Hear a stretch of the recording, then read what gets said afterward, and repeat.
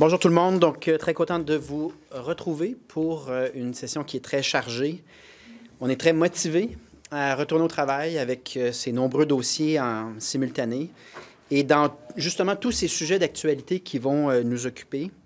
Deux points importants. Le premier, je réitère que les gens dans Terrebonne n'ont toujours pas de député. Ça fait plus de 5 mois. Il n'y a pas d'explication ni de justification pour cette situation-là. Qu'on déclenche, s'il vous plaît. Deuxième point, c'est qu'à travers justement un nombre très, très important de sujets, je pense que le rôle des oppositions, c'est quand même de garder l'œil sur cette série de coupures dans toutes les directions, tout azimut, qui touchent la santé, l'éducation, l'accueil des immigrants, la capacité de faire du sport. Donc, si on récapitule, on a un gouvernement de la CAQ qui s'est fait élire avec comme principale promesse la saine gestion des finances publiques.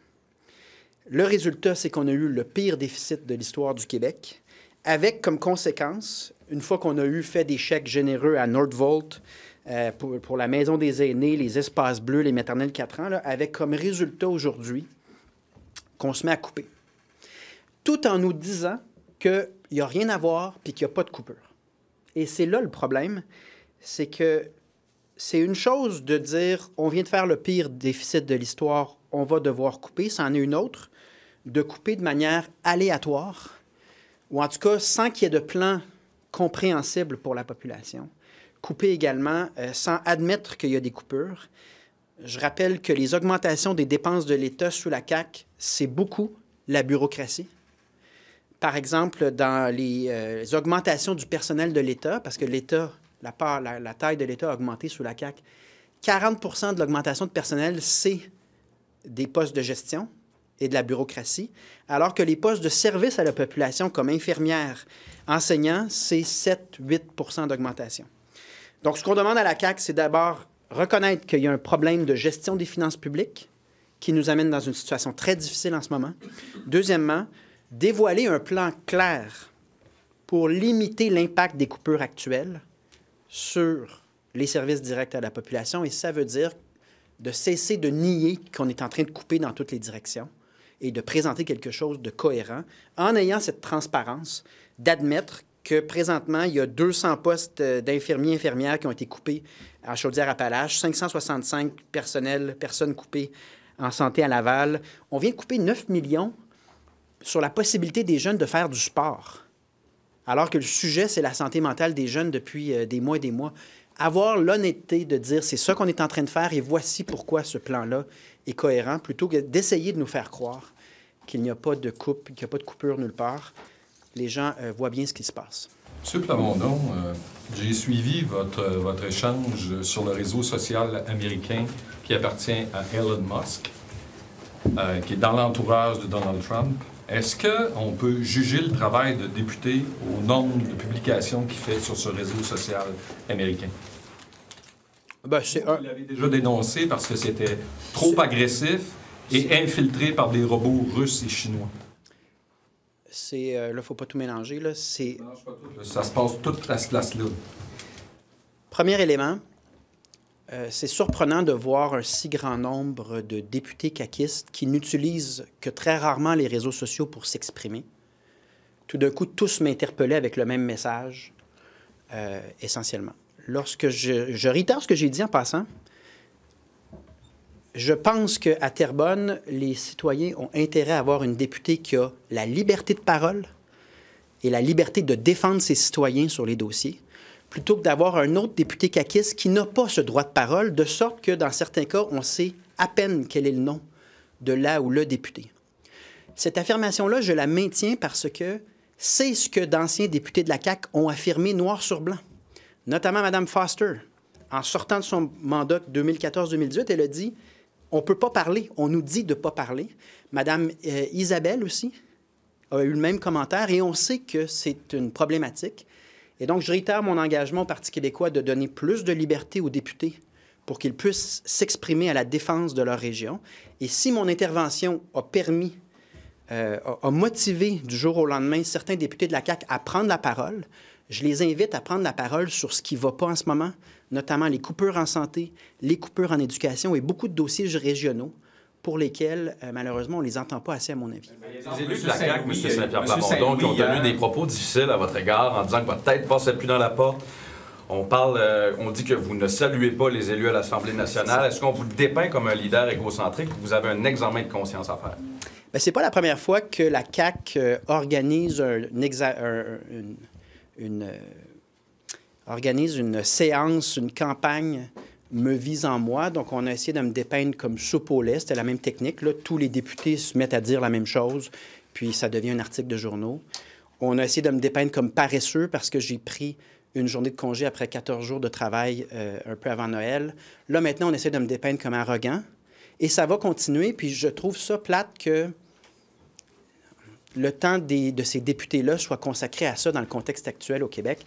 Si les députés de la CAQ ont trop de temps et ne savent pas quoi faire de ce temps-là, plutôt que d'organiser des attaques partisanes de bas étage comme ceux-là, pourquoi ne pas défendre leur circonscription vis-à-vis des coupures qui affectent la population? Moi, c'est la question que j'aurais à leur poser. Le député Joliette, par exemple, hier, a refusé de s'expliquer, de refuser notre demande d'entrevue à la suite de son tweet qui visait le sondeur léger. Est-ce que vous voyez là-dedans une démonstration justement du fait qu'ils n'ont pas toute leur liberté de parole? Ça ne peut pas être plus imagé que ça. Tous les députés de la CAQ se sont fait donner instruction d'attaquer le chef du Parti québécois avec plus ou moins le même message. Certains étaient des copier-coller, donc ça démontre. Mais lorsque les journalistes interpellent chaque député de la CAQ en disant « Pouvez-vous justifier ou nous expliquer votre point de vue? » Et là, on découvre qu'en fait, ils n'ont pas le droit de vous parler et que c'est la CAQ qui vous répond « Le député ne parlera pas. » Donc, est-ce qu'on peut imaginer mieux mon propos, à savoir qu'il y a un problème de liberté d'expression au sein des députés de la CAQ? Est-ce qu'on peut mieux illustrer le propos de Mme Foster, de Mme Isabelle, des députés qui ont lâché la politique en disant « La CAQ nous empêche de parler librement puis de faire notre travail ». C'est éclatant, je trouve, de... C'est une chose, M. Saint-Pierre Plamondon, c'est une chose, là, mais quand même d'affirmer qu'on ne connaît pas le nom de ces députés-là. Est-ce que c'est pas dit ça, j'ai dit... Les députés dont on ignore le nom. À peine, dont on connaît à peine le nom. À peine le nom. Dont on connaît à peine le nom. C'est correct, mais est-ce qu'à la limite, c'était peut-être pas inégalant de votre part, par respect pour ces gens-là qui ont été élus quand même dans leur circonscription, vous qui dites que vous voulez faire de la politique autrement, c'est un peu votre marque de commerce? C'est vous qui le dites. Moi, ma marque de commerce telle que je le conçois, c'est de donner l'heure juste et de dire vrai. Et je pense que je décris une réalité qui est confirmée par les députés de la CAQ eux-mêmes, dont certains ont juste quitté la politique, à savoir qu'on ne les voit pas puis on ne les entend pas parce qu'ils se font dire de ne pas s'exprimer, sauf quand il y a des commandes partisanes des gens d'enfantillage sur X comme ceux-là. Là. Ça, par contre... On retient qu'au prochain gouvernement, si vous êtes premier ministre, tous les députés auront le droit de parole parce que sous des administrations du gouvernement du Parti québécois et du gouvernement du Parti libéral, il y en a beaucoup qui se sont plaints d'être des plantes vertes. J'ai pris cet engagement-là. En 2022, si vous retournez durant la campagne, il y a une sortie où est-ce que je parle des réformes démocratiques auxquelles on s'engage. Et ce que je dis, c'est que les députés doivent demeurer cohérents avec les engagements du parti, mais que sur les dossiers locaux, ils devraient avoir la liberté de se porter à la défense de ce qui se passe dans leur circonscription. Et si certains députés de la CAQ sont très peu connus parce qu'on les a peu ou pas entendus sur ces enjeux-là au cours des 7 dernières années, si certains députés de la CAQ ont quitté la CAQ en disant « on n'a pas le droit de parole », bien, c'est à eux de se poser la question, est-ce qu'il n'y a pas temps, au lieu de lancer des attaques partisanes sur X, est-ce qu'il n'y a pas temps de prendre la défense de ma circonscription? Trouver la sortie. Pas sur le terrain, parce que là, on parle des sorties médiatiques. J'ai pas dit qu'ils ne travaillent pas sur le terrain. Pourquoi ils ne sont pas actifs sur le terrain? J'ai parlé de la prise de parole. Ils ne sont pas à la défense des électeurs. Non, j'ai parlé de prise de parole. Et donc, on peut aller sur le terrain, remettre un montant de sable, etc. Là, puis j'ai parlé de prise de parole. Et mes propos sur la prise de parole très difficiles ou inexistantes pour les députés de la CAQ, ils sont confirmés par Mme Foster et Mme Isabelle, 2 députés de la CAQ qui ont quitté en disant « on n'a pas de liberté de parole ». Et c'est prouvé également par un député de la CAQ qui m'interpelle sur les réseaux sociaux pour me faire une campagne, pour me faire mal paraître, mais que lorsqu'on pose une question au député, c'est la CAQ qui répond « le député n'a pas le droit de vous répondre ». Donc, la preuve est dans le pudding. Là. En 2020, après votre élection comme chef, là, vous aviez parlé la nécessité de démondialiser, de décanadianiser le Québec. C'en est où, ce projet-là? C'est toujours la même approche, c'est-à-dire que dans certains secteurs où le Québec serait concurrentiel en termes de production, nous, au Parti québécois, on pense qu'on est mieux de produire au Québec plutôt que d'être dépendant de l'importation de produits. Donc, on avait fait une liste grâce à la Fédération des chambres de commerce du Québec qui avait identifié les secteurs dans lesquels on serait concurrentiel. Donc, réindustrialiser le Québec. Également pour les secteurs où la sécurité de la population est en jeu, par exemple les médicaments. Nous, on pense qu'on devrait être autonome.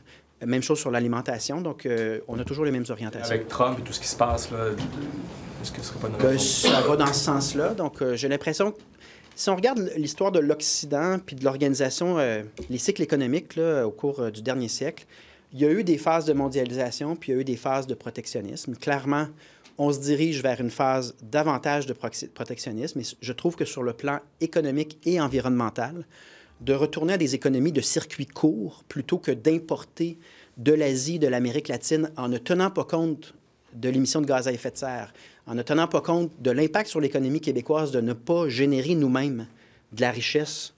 Je pense que c'est une réflexion qui est saine et je maintiens ces orientations. Comment vous avez trouvé la sortie de Valérie Plante hier par rapport à l'itinérance, que le premier ministre n'allait pas sur le terrain? Est-ce que c'était trop?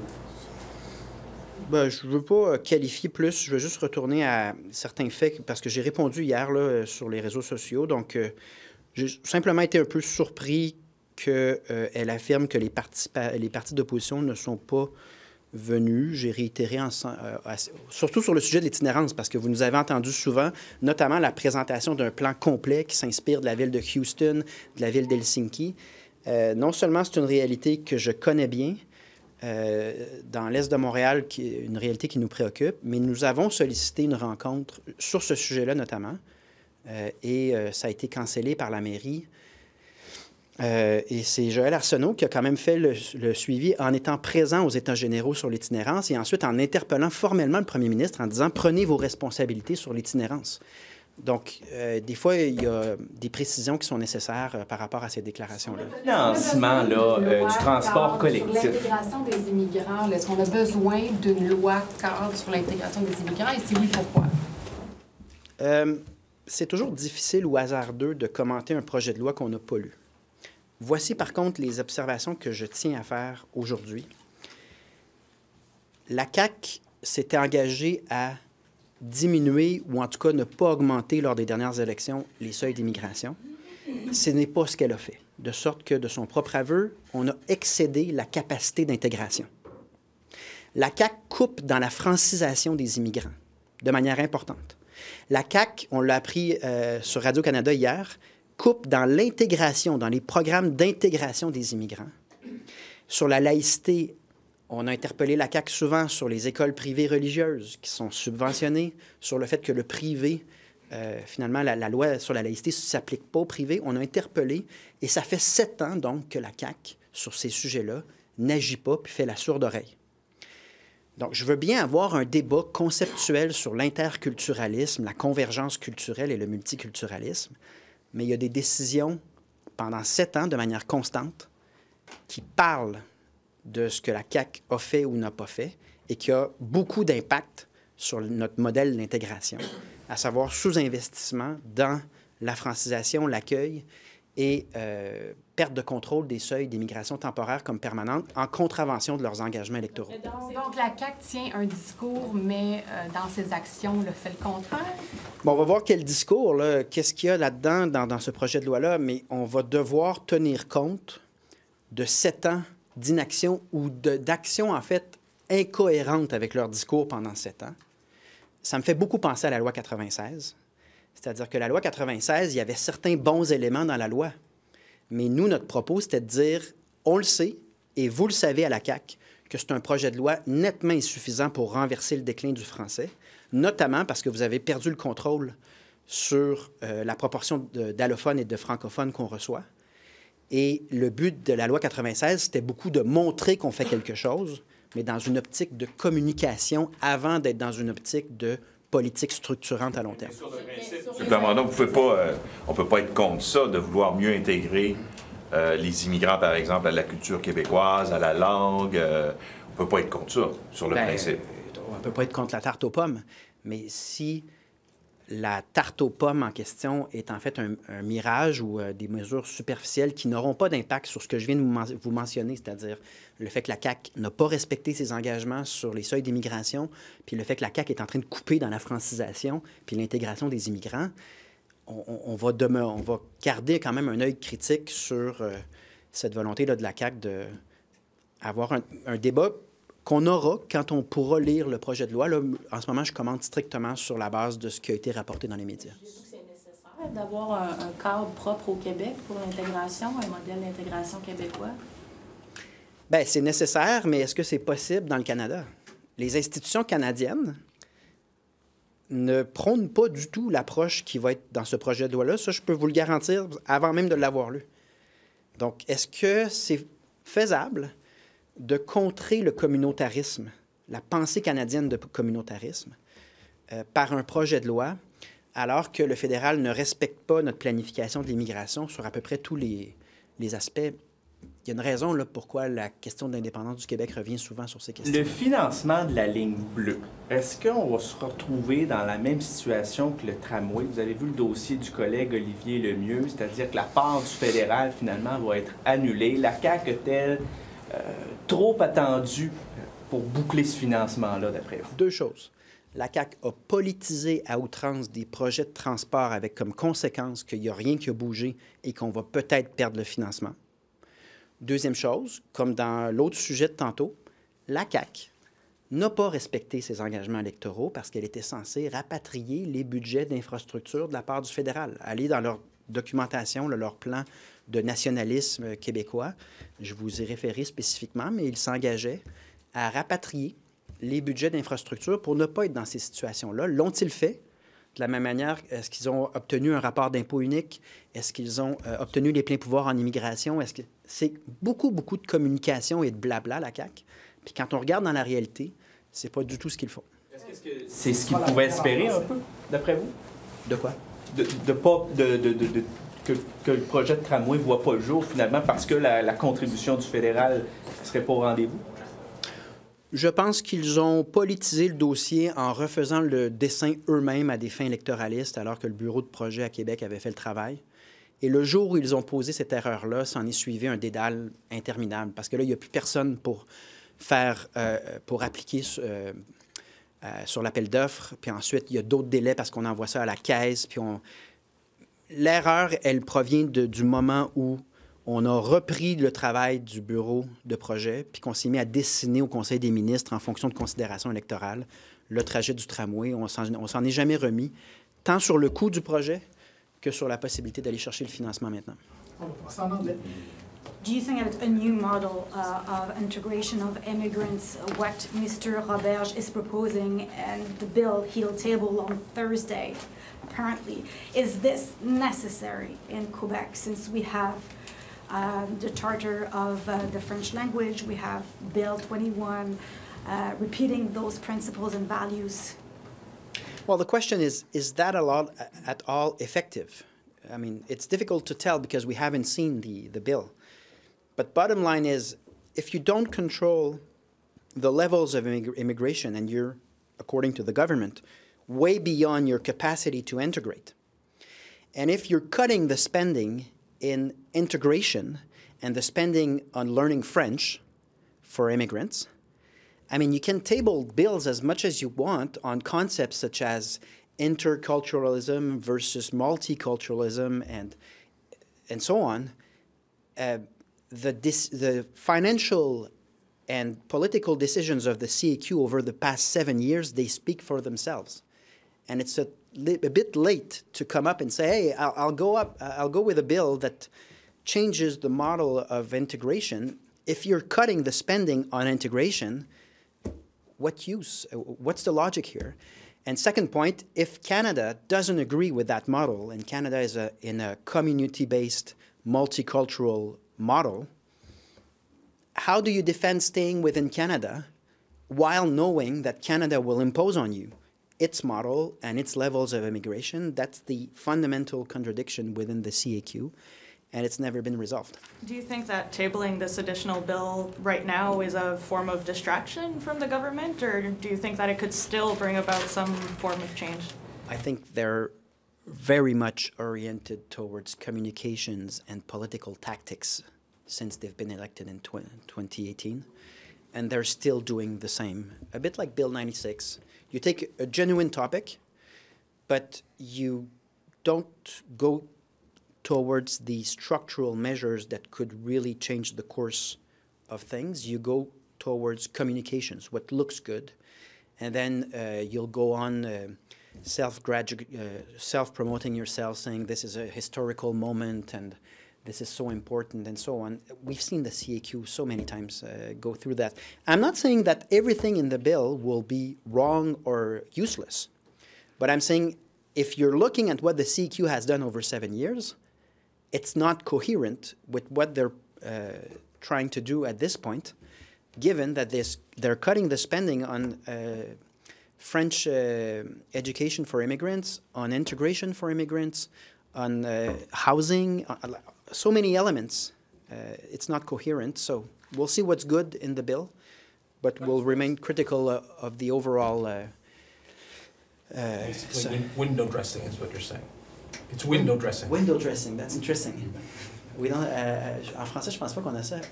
De l'arrangeage de fenêtres, de la décoration de fenêtres. I'll read the bill. Let's just say that the CAQ has been very good in window dressing over the past 7 years, so we'll keep an eye on that. Question. Comment vous réagissez aux allégations de racisme là, à l'endroit des infirmiers, infirmières africains à Amos et la Sarthe? Je ne sais pas si vous avez vu ce matin. Joël va le prendre. Bien, écoutez, ça se passe dans le domaine de la santé. Je ne suis pas parent dans la santé. Au Parti québécois, on a toujours condamné fermement tout propos, acte de racisme, où qu'il soit à travers le Québec, et en particulier lorsqu'il est question là, de gens qui viennent prêter main forte au réseau de la santé. Alors, on condamne fermement ces propos, ces gestes, et on souhaite que les autorités, les gestionnaires puissent intervenir pour s'assurer de rassurer, d'accompagner, de soutenir les personnes qui sont victimes actuellement de ces propos, de ces gestes-là. Just to go back to the death threats you received, you and your family. Now you're asking the court for a proper sentence.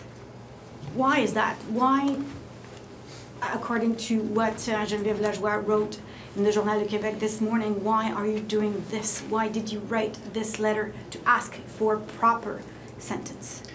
Well, I was invited by the Crown, by the lawyer in charge of the prosecution to do so, and it's standard. So the victim is invited to put in writing or in person what they've been through. And it's part of the considerations before fixing the sanction. And I've done that just to make a few things clear. It's an attack on democracy, so it's not threats after two neighbors not agreeing on something. It's a threat to my whole family, not just on me. And I wanted to specify because if you read the letter I've received, it's a conspiracy theory that I was controlled by a Jewish lobby, and I was kind of a puppet of the Jewish power. And so it's important for me to state that anti-Semitism is not accepted in Quebec, and the signal must also be strong. And to explain, and I have a whole paragraph that was not published, but maybe I'll publish it later on today, saying, in my case, I can testify that I started politics in 2016 with no chance of winning whatsoever, selling cards at $10 each. And when I tried to be leader of the Parti québécois in 2020, I was again last in the polls, selling cards at $10. And so all those theories that were controlled by Karl Schwab or by Davos or by the Jewish power or by the unions, Big Pharma and so on, we read them all the time on the social media. And not only it's totally false, the only persons I'm loyal to are the members of the Parti québécois. in terms of who not loyal, à qui je rends des comptes, to whom I'm accountable to are the members of the Parti québécois. But most importantly, unlike other systems, nobody gives me money except the proper financing through the DGEQ. I'm not controlled by anyone. I take the stance that I feel and we feel is appropriate in the public interest. And it's important to explain it because it creates a lack of humanity towards politicians if people end up believing that we're puppets to some kind of occult power. It's not the case, and it's dangerous to have those ideas because people then they feel they're justified to threat politicians. So you want jail time? I demanded at the end of the letter an exemplary sanction, saying I'm not an expert, I don't know the jurisprudence, I leave it to the court, but I think given those factors, attack on family, anti-Semitism, attack on democracy, there should be a strong signal by the judiciary system.